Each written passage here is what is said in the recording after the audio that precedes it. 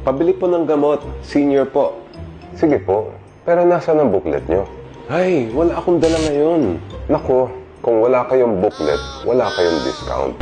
Good news, mga kapwa ko seniors. Hindi na kailangan ng purchase booklet. Panoorin to. Ayon sa bagong patakaran ng FDA at DOA, hindi na kailangan bumili ng purchase booklet para makuha ang 20% discount sa gamot at medical devices. Anong kailangan? Valid ID lang na magpapatunay na kayo ay Pilipino at may edad na 60 plus. Tulad ng mga ito. Sakop nito ang lahat ng botika at iba pa.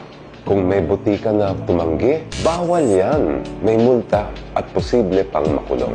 Kaya huwag magpauto kung hanapan ka ng booklet sa botika. Karapatan natin ang discount. ID lang, sapat na. Share this sa mga kapwa natin seniors. And that's your legal life hack.